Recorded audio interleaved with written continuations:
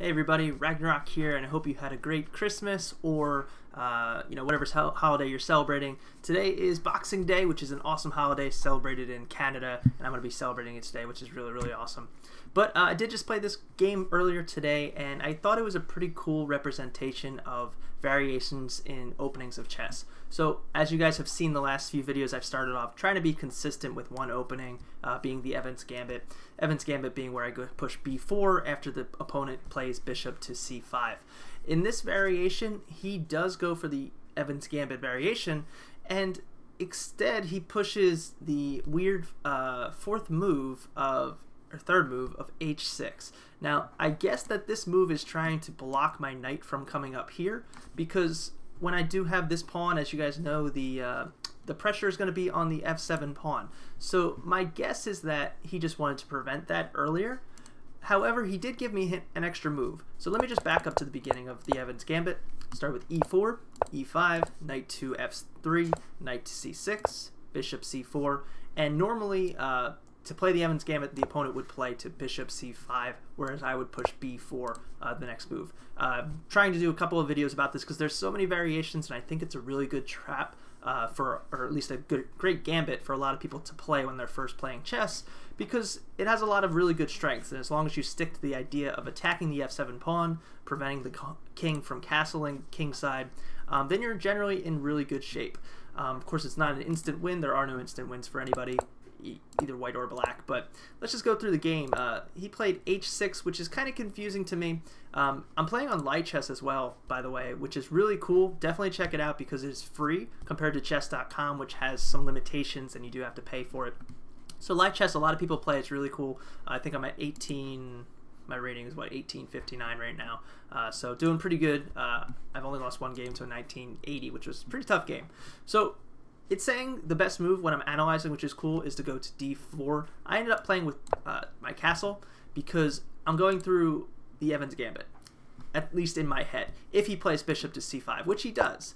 And it's the same thing, except now my king is castled, so when I do get rid of these pawns, I'm not going to be in the threat of check, whereas I would normally. Because in the normal Evans Gambit, let's say he did play it, and we go through b4, he takes c3, let's say he comes back. The problem is I can't actually take right away because his bishop will check me. So I have to have a move to castle, and he's kind of given me that move here by playing h6. So I do still see it as kind of a variation of Evans Gambit because he does play bishop c5. I decided to take a chance, which is a questionable move according to the engine, and I just wanted to see how it would work out. It does end up in my favor, and I just go for b4 for Evans Gambit. So he does accept. He doesn't have to, but it's generally a good idea to accept. I push c3.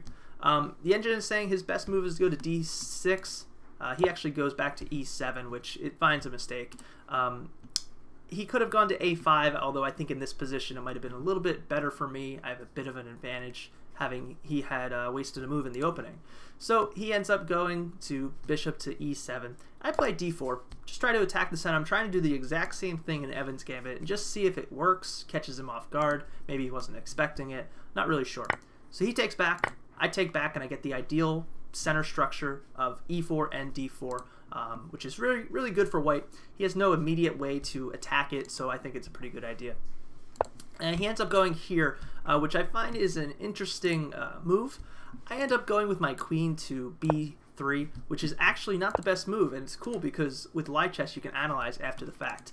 So it's saying the best move is to go here, because let's say the king did take. You do have a couple ideas. You could take here, let's say he moves, you get the knight.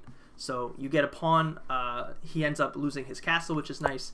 But in this variation, it's actually better to bring the knight, and it is showing me the guided move here. Now, if he goes back here, I've got check, which is really going to be checkmate very soon, actually.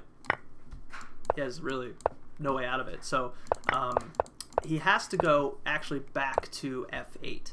And then I would check, end up being up a rook. And then this knight's kind of hanging. I also have check on h5 coming up. So generally not good for him. So that would have been a pretty good, easy win, I guess you could say. But I decided to continue through the Evans Gambit idea of just focusing on f7, keeping everything alive, and I bring my queen here. the only real move that he has is d5, as it's showing here, because I'm threatening on f7. So he doesn't want to have that happen. His knight is kind of hanging. I mean, it's protected, but it's, you know, all I have to do is remove that bishop in some way, and I can take that knight if possible. So he plays d5. I take e takes d5. I have really no choice there. And then I decide a pretty cool move in my opinion here. I push d6.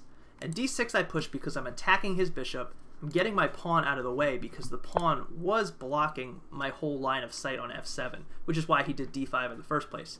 He gave up a pawn, so I decided to just give it right back. I'm attacking his bishop, and also he can't take with this pawn because I've got his queen right there. I may check first, just to give you an example. Probably not, because then I wouldn't completely win the queen. But even still, in that position, it would be pretty good. So he doesn't want to take back with the pawn.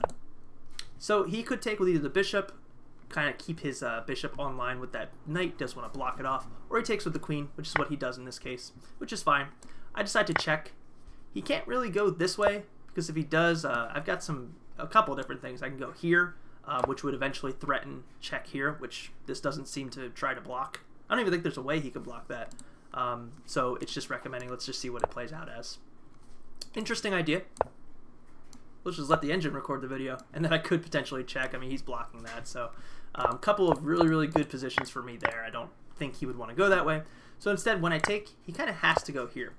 And then my next move is I do go to knight c3, because in Evan's Gambit, a lot of times I don't have a chance to develop that knight, and I wanted to develop it, especially since his queen is right here. I'm really able to move my knight either here or here, which are both pretty good squares. Attacking the queen, you know, this knight is obviously defending here, but I've got some ideas there. He ends up pushing a5, questionable move. This guy was rated 1690, so I'm not going to say he was a bad player. He just made some questionable moves in this opening, so being able to put a variation into the Evan's Gambit was, I guess, in my favor in this instance. So he's just trying to defend this knight. I do pin the knight because this knight is now pinned to the queen, as you can see. He pushes this pawn, and this is really where the game definitely unfolds for him. Because my only issue, if we just back up one move, my goal is to get my rook here, because my rook will then be on the same file as his queen and his king, and that would be really, really good for me.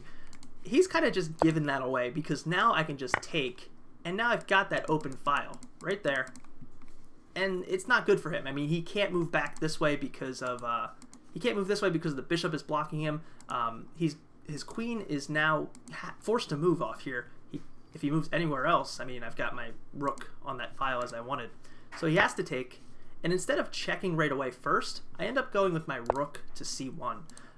For that reason, I wanted to get rid of this square for the king, because the queen's going to have to move, because my knight's going to move soon. And then I want to be able to check with my rook and be able to limit his king's moves. His king's stuck, he can't castle away. That whole f7 kind of pushed him out of the way, which is really why this queen was very, very powerful. So now he has to move his queen, which makes sense. I've got a couple ideas. I can bring my knight here. I can check right now.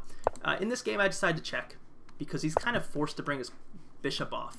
Now, he can't castle this way because he's already moved his king. So I do have some ideas. I end up bringing my knight up here. I can really just sacrifice it. His knight would end up taking it back, and then I've got some really good chances. I can bring my bishop here to attack. I can bring my queen here to attack again. His only option really is to push this pawn, but even that's still not a good move because I do end up taking right there. And he ends up running out of time. He'd used a lot of time here, but I've got some good ideas here.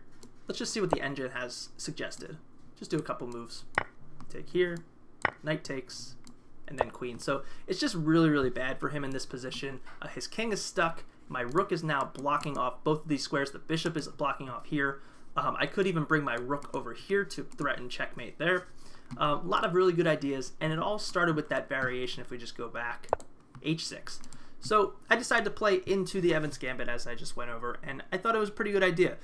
The engine may not have recommended it, but you know, that's why we're humans playing chess and we're not robots, so it's really, really fun to play variations. So hopefully you guys enjoyed this video. Please go to ragchess.com, R-A-G chess, you can see up there.